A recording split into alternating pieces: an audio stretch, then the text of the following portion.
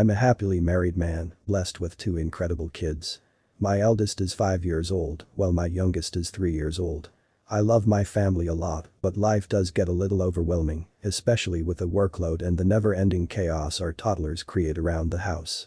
Once a month, I treat myself to an urban getaway in a serene location, leaving the hustle and bustle far behind. Please don't think I'm selfish, because I work an exhausting 12 hours a day with 2 shifts just to provide for my family. This mini solo retreat has been a lifesaver for my mental health. It's like hitting the reset button for my soul. My wife doesn't know about this, and she never will. Moving back to the story, I had booked a cottage at a desolate place close to the wilderness because I wanted to reconnect with nature. The journey to that secluded paradise required a tiresome 7-hour drive from the comforts of home. After an entire day of navigating winding roads and scenic landscapes, I finally arrived at my destination. The clock had struck 9 or maybe even 10, and I was exhausted beyond measure. All I wanted was to unload my belongings, collapse onto a welcoming bed, and let the tranquil sounds of the forest put me to sleep. But as soon as I opened my car door, an elderly man out of nowhere stood there staring at me. He was about a few inches away from the cottage. There were no houses around, only the cottage in the middle of the jungle. It felt weird to find the man standing in the darkness all by himself. I tried my best to ignore him and walked straight towards the door.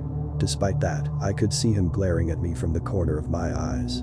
Without saying a word, I locked the door behind me and shook my head in confusion and fatigue. The cottage seemed clean and well maintained. I was super excited as it was exactly what I had been looking for. I took a quick shower and went to the kitchen to make some food. After what felt like an hour, I finally finished dinner and jumped on the bed. It had only been 5 minutes when I heard the doorbell ring. Quite surprised, I checked the time. It was past 11 p.m. I felt a little scared, but at that point, I had completely forgotten about that old man. So, I walked towards the front door. There was no peephole, and the only way I could check outside was by opening the door. That's what I did. To my dismay, it was the same old man. I recognized him instantly. He looked even more bizarre from proximity. His attire looked disheveled, his right hand was glued to his back pocket, and he somewhat smelled awful. "Hello. Are you looking for someone?" I asked. The man smiled wide and nodded his head. "You," he replied. Quite confused, I stared at him with a puzzled expression. "I have been lost for a few hours and needed help getting back home," he added. I paused for a second, knowing there was something strange about this guy, but I couldn't quite figure out what it was. Maybe it was his hands, I thought. Nevertheless, I didn't want to be bothered too much. "Hold on, I will get my phone and search for the address," I answered. The man stayed quiet as I closed the door and went over to the bedroom, picking up my phone and going back. But when I opened the door, he was gone. He wasn't anywhere on the porch or in the front yard. I stood in the doorway for a second, then closed it and went back to the bedroom. I knew something was off about that guy, but nothing really made sense. I finally calmed myself, thinking he must have been some drunk guy wandering around. I remained vigilant for a while, but eventually went to bed. I slept surprisingly well, and in the morning, I got up and went outside on the back porch to drink my coffee. Just 15 minutes later, I saw something I didn't expect to see. That man from yesterday was walking towards the cottage from the woods. It was clear he wasn't lost or anything. I went back inside after seeing that and called my brother to tell him about the strange situation. Talking to him made me feel better, and I was also assured that I wasn't overthinking the situation. He was also equally confused. As we were talking, I heard something that almost gave me a heart attack. The doorbell rang again. "I think there's someone at the door," I whispered to my brother and left the phone call going while I answered the door. It was the same old man. "What do you want?" I abruptly asked. The man repeated the same thing from yesterday with a grin on his face, and of course, his right hand on the back pocket. I could really tell that there was something that he was hiding from me. I looked at him with an annoyed face. Then he uttered again, "Can you get your phone and search for the address?" My entire body became numb. I slammed the door shut on his face and updated my friend, who told me I should leave the property right away. I agreed and immediately packed up my bag. I got out from the back door, rushed inside the car and reversed at full speed. As I did that, I saw the man in the front window standing inside the house and watched me drive away. To my horror, he was hiding a knife behind his pocket.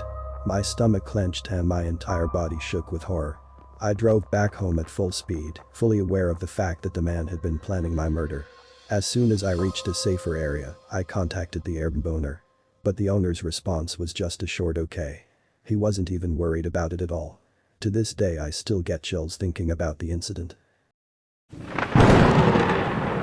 The long winding road that led to Dr. Evan Turner's cottage seemed more obscured than usual, the encroaching trees casting shadows that merged with the twilight.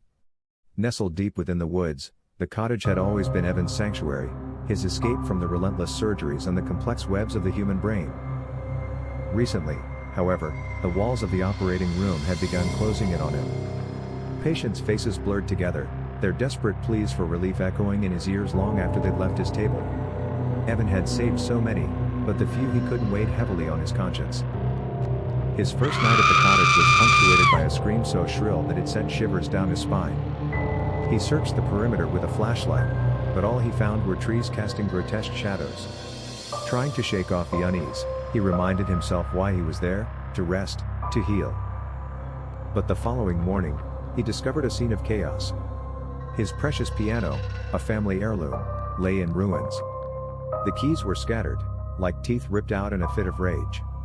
Outside, the serene reflection of the cottage in the nearby lake was marred by stones that had been thrown, causing ripples that distorted the image. Every night, the disturbances grew. Whispers filtered through the cracks in the walls. One evening, as Evan sipped his tea, he felt a cold breath on his neck. Spinning around, he was met with emptiness. Yet, a damp fog had formed on the window, and a message slowly appeared: "You can't escape." His days became a cycle of paranoia. Objects shifted places. Rooms he didn't remember entering were in disarray. One night, in the chilling silence, a haunting melody played. The sound of his piano, playing by itself, filled the air. Rushing to the room, he found the keys moving on their own, playing a melancholic tune from his childhood. The climax came the night he saw the reflection. A frenzied figure, hands smeared with dirt and eyes wild with fury, stared back at him from the window. The terrifying reflection mimicked his every move. With horror, Evan realized that the reflection wasn't behind him, but was him. His escape plan was halted when the front door creaked open slowly. A silhouette appeared.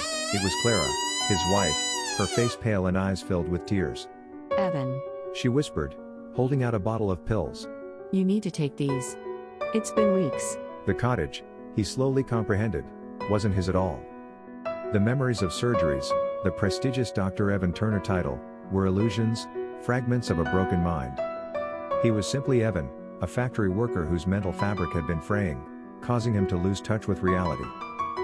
Clara guided him back to their real home, but the specter of the cottage and the twisted reflection of himself haunted Evan's dreams. Though he was no longer alone in the woods, he was trapped in a forest of his own making, where the line between reality and delusion was perilously thin. So, I was on a solo camping trip, which I do pretty frequently. I love the solitude, the connection with nature. On this trip, I found a secluded area deep in the woods, far from any trails. Perfect for a peaceful night, or so I thought. I set up my tent, and as the evening sun dipped below the treetops, I started a campfire. The crackling of the firewood, the serenity, I was in my element. That's when he showed up. Out of nowhere, this guy just walks into my campsite and sits down by the fire. No greeting, no introduction. He was a big guy, looked rugged, like he'd been living in the woods for a long time. His eyes though, they were almost vacant, like he was looking through them. "Hey, are you camping around here too?" I asked, trying to break the ice. He said nothing. Just stared at the fire with those eerie eyes. As time passed, my campfire slowly died out, and the guy just got up and walked away, disappearing into the darkness. Weirded out but relieved, I decided it was time to call it a night. I crawled into my tent, zipped it up, and it wasn't long before I fell asleep. I don't know what time it was when I woke up, but what I saw when I opened my eyes was horrifying. My fire was back, rekindled, burning brighter than before. And that's not the freaky part. Standing around the fire were four massive men, staring at my tent. And yes, the silent guy from earlier was among them. Panic set in. I was cornered, alone, miles away from any kind of help. I unzipped my tent just an inch to peek out, hoping to God they hadn't noticed I was awake. One of the men, not the silent one, leaned down and tossed something into the fire. It was a photo, my photo, taken from my wallet which I had left on a log near the fire. The men started murmuring amongst themselves, but their language was unlike anything I had ever heard. It sounded guttural, ancient, like it didn't belong in this world. Terrified, I quietly reached for the pocket knife I always keep in my tent. I knew it was a desperate, futile gesture against 4 hulking men, but it was all I had. Just as I was mustering the courage to confront them, something unthinkable happened. The fire abruptly went out, plunging the campsite into complete darkness. In that moment, I heard footsteps, many footsteps, moving away from my tent. When I finally dared to turn on my flashlight and step outside, they were gone. Vanished without a trace, except for the smoldering remnants of my fire. I packed up faster than I ever have, and I hiked through the night until I reached my car, ignoring the gut feeling that I was being watched the entire time. To this day, I can't explain who those men were or what they wanted, but I can tell you one thing: I haven't gone camping alone since, and I don't think I ever will. If you enjoyed this spine-tingling tale, go ahead and hit that like button and subscribe for more. Remember, the woods may be beautiful, but they're also a hiding place for things we can't even begin to understand. Stay safe and see you in the next video.